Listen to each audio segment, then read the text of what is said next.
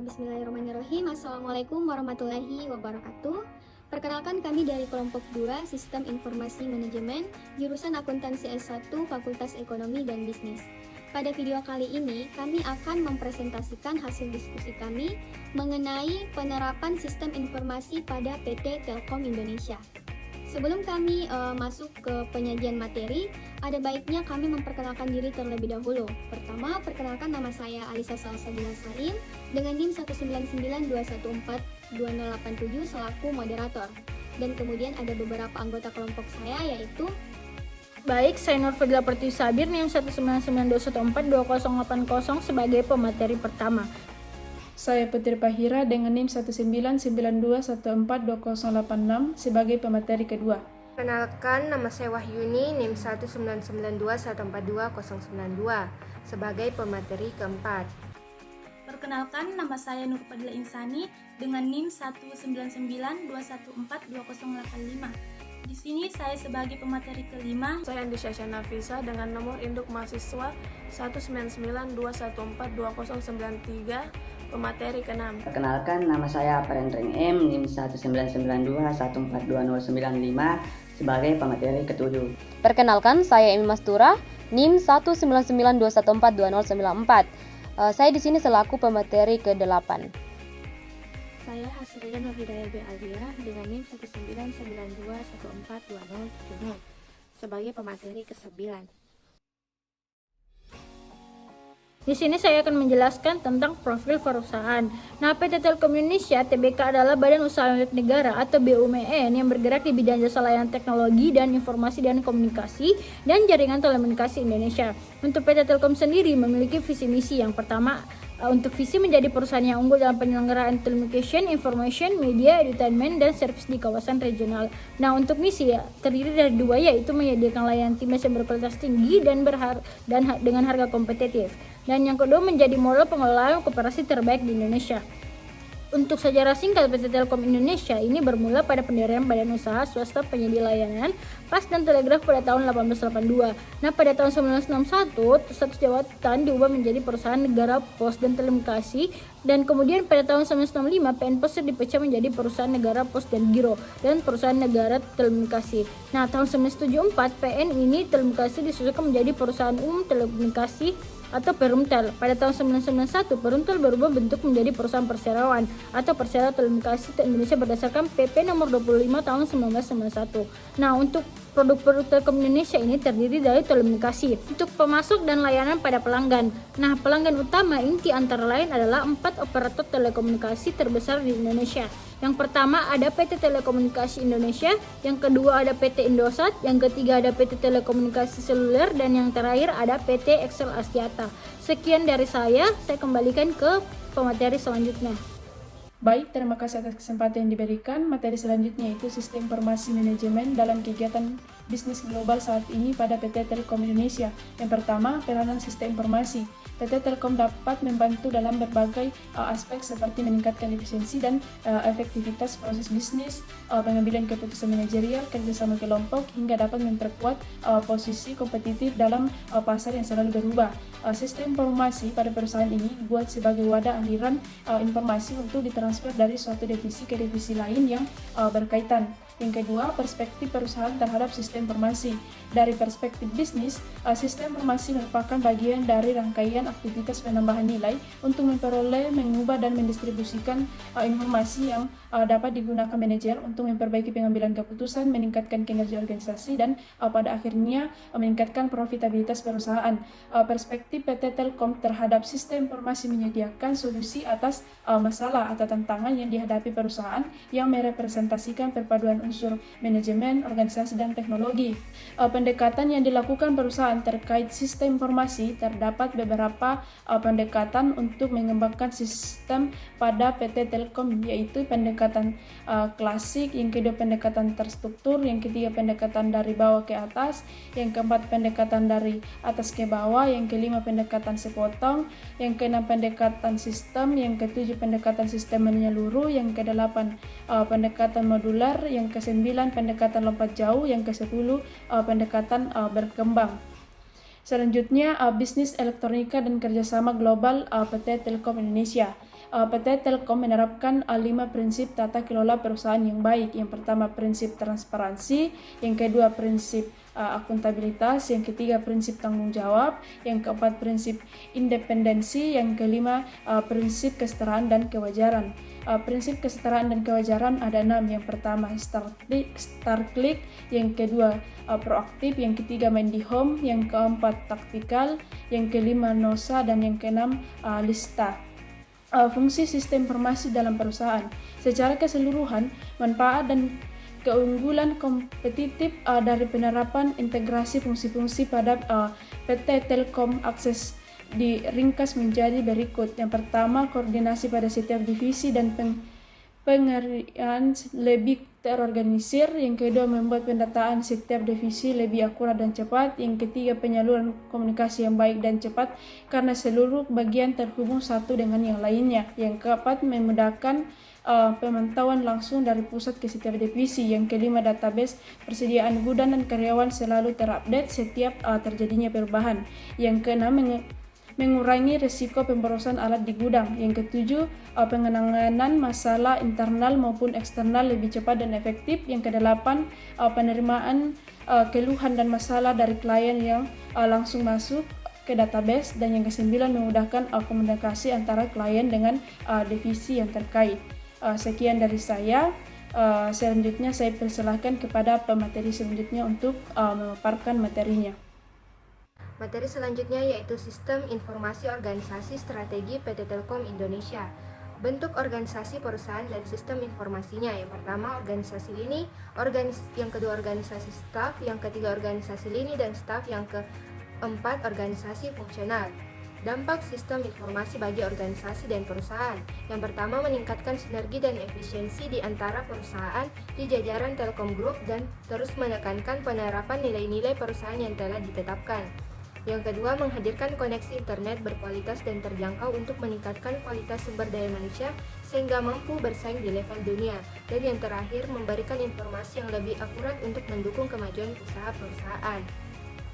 Selanjutnya yaitu strategi perusahaan dalam menggunakan sistem informasi untuk mencapai keunggulan kompetitif. PT Telkom memperkenalkan Telkom Net Instant sebagai jasa layanan internet bagi pengguna telepon atau pelanggan tanpa harus mendaftar dengan prosedur administrasi yang rumit dan bisa langsung diakses seperti menelpon biasa. Jasa lainnya adalah penyedia jaringan komunikasi broadband untuk kawasan tertentu yang bisa digunakan untuk TV kabel atau jaringan internet dengan kabel. Selain itu, PT Telkom juga menawarkan pulsa jauh lebih murah dibandingkan perusahaan industri komunikasi bergerak lainnya. Terima kasih, saya serahkan ke pemateri selanjutnya. Di sini saya sebagai pemateri kelima yang membahas isu sosial dan etika dalam sistem informasi PT Telkom Indonesia. Nah, perusahaan sangat penting mendukung kelangsungan perkembangannya, sehingga terdapat alasan bahwa sistem informasi sangat dibutuhkan bagi sebuah perusahaan. Akibat bila kurang mendapatkan informasi, dalam waktu tertentu perusahaan tidak dapat mengontrol, mengalami turunnya sumber daya, dan keputusan-keputusan strategis sangat terganggu, dan pada akhirnya akan mengalami kekalahan dalam bersaing dengan lingkungan pesaingnya. Di samping itu, sistem informasi yang dimiliki seringkali tidak dapat bekerja dengan baik. Salah satu perusahaan yang menggunakan jaringan sistem informasi terintegrasi adalah PT Telkom Indonesia. Selanjutnya, etika yang diterapkan perusahaan sebagai bagian dari masyarakat informasi. Pokok-pokok kode etik Telkom antara lain etika kerja karyawan dengan lingkup perilaku utama karyawan dan perilaku utama pemimpin. Kedua, etika usaha dengan lingkup hubungan dengan regulator dan stakeholder. Selanjutnya, dimensi moral yang menjadi acuan perusahaan dalam sistem informasi. Pengelolaan pengetahuan di perusahaan difokuskan untuk menciptakan nilai bisnis yang menghasilkan keunggulan kompetitif yang berkesinambungan dengan mengoptimalkan proses penciptaan, berbagi dan memanfaatkan proses penciptaan dan pengetahuan yang dibutuhkan perusahaan. Sekian dari saya persilahkan kepada pemateri selanjutnya. Materi selanjutnya yaitu infrastruktur teknologi informasi dan perkembangannya. Pada perkembangan teknologi informasi memiliki kelebihan dalam meningkatkan kinerja dan memungkinkan berbagai kegiatan dalam perusahaan dapat dilaksanakan dengan cepat, tepat, dan akurat. sehingga akan meningkatkan produktivitas kerja pada perusahaan infrastruktur teknologi informasi. Dapat diartikan sebagai sumber daya teknologi bersama yang menyediakan platform untuk aplikasi sistem informasi perusahaan yang terperinci. Selanjutnya, cara perusahaan mengorganisasikan data dalam lingkungan file tradisional. Sebuah sistem informasi yang efektif menyediakan informasi yang akurat, tepat waktu, dan relevan bagi penggunanya. Informasi yang tepat waktu dapat dipakai oleh pembuat keputusan ketika dibutuhkan. Selanjutnya, tren platform perangkat keras terkini. Sumber daya komunikasi dan komputasi merupakan seperangkat teknologi yang digunakan dalam bentuk perangkat komputer. Terdiri dari perangkat keras dan perangkat lunak dan digunakan untuk membantu fungsi tugas manusia. Industri telekomunikasi di Indonesia masih menawarkan peluang pertumbuhan yang cukup besar. Ruang untuk tumbuh terutama datang dari layanan broadband. Sekian materi dari saya kembalikan kepada pemateri selanjutnya. Materi selanjutnya yaitu dasar-dasar intelijen bisnis. Yang pertama yaitu cara perusahaan mengorganisasikan data dalam lingkungan file tradisional. Setiap aplikasi membutuhkan data file yang unik yang mungkin menjadi bagian dari master file. Dan sekumpulan record yang jenisnya sama dinamakan file, dan sekelompok file yang berhubungan membentuk basis data. Sistem manajemen database adalah perangkat lunak yang memungkinkan suatu organisasi memusatkan data dan mengolahnya secara efisien. Contohnya seperti ketika program aplikasi meminta suatu item data seperti gaji bruto. Selanjutnya yaitu memanfaatkan database untuk meningkatkan kinerja, basis, dan pengambilan keputusan. Perusahaan menggunakan basis data untuk melacak transaksi dasar seperti membayar pemasok dan membayar gaji karyawan. Yang terakhir yaitu strategi perusahaan mengelola sumber data. Yang pertama itu administrasi data yang bertanggung jawab atas kebijakan dan prosedur yang mengatur data sebagai sumber daya organisasi. Yang kedua yaitu pembersihan data adalah kegiatan mendeteksi dan mengoreksi data dalam basis data yang tidak benar dan formatnya tidak tepat. Sekian dari saya, selanjutnya saya persilakan kepada pemateri selanjutnya untuk memaparkan materinya. Terima kasih. Selanjutnya saya akan melanjutkan materi. Materi yang akan saya bahas di sini yaitu mengenai telekomunikasi, internet, dan teknologi nirkabel. Yang pertama, ada telekomunikasi dan jaringan yang dimanfaatkan oleh perusahaan telepon. Ada Telkom Free, Telkom Sli, Telkom SLJJ, Telkom Unikal, Telkom Lokal, Telkom, dan Telkom Telekonferensi. Yang kedua, ada jaringan komunikasi perusahaan, yang dimana Telkom melayani jasa komunikasi internet seluler melalui anak perusahaan Telkom. Kemudian yang ketiga itu ada internet global, yang dimana di sini itu Telkom yang tergabung dengan sejumlah konsorsium kabel laut internasional untuk membangun link atau sambungan ke pusat internet global, yakni Amerika Serikat. Baik, mungkin itu saja dari saya serahkan ke pemateri selanjutnya. Selanjutnya yaitu melindungi sistem informasi. Sebagai perusahaan telekomunikasi dan penyelenggara jaringan internet, PT Telekomunikasi Indonesia (TBK) Telkom berusaha meningkatkan sistem keamanan jaringan yang mereka operasikan. Telkom membangun pusat operasi keamanan cyber atau CSOC, yaitu Cyber Security Operation Center. Selanjutnya, pengendalian keamanan sistem informasi pada perusahaan Telkom Indonesia. Yang pertama, kebijakan pengamanan atau security policy. Kedua, pengendalian akses sistem atau sistem access control. Yang ketiga, pengembangan dan pemeliharaan sistem. Selanjutnya, cara menjaga keamanan data perusahaan agar aman. Yang pertama, memperpanjang password. Kedua, terapkan hak akses. Yang ketiga, pelatihan sistem informasi. Keempat, tidak membuka email tak dikenal. Kelima, tidak mengakses data pribadi di perangkat publik. Keenam, menggunakan antivirus. Dan yang ketujuh, cloud computing. Baik, itulah pemaparan materi dari masing-masing anggota kelompok. Selanjutnya saya akan membacakan kesimpulan dari presentasi ini. Jadi PT Telkom sendiri dalam pelayanannya harus lebih memperhatikan perkembangan yang ada dengan melihat berbagai aspek atau dampak-dampak yang bisa timbul dari faktor internal maupun eksternal.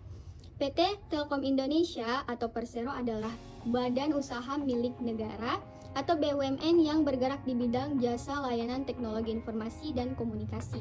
Mungkin cukup sekian presentasi dari kelompok 2.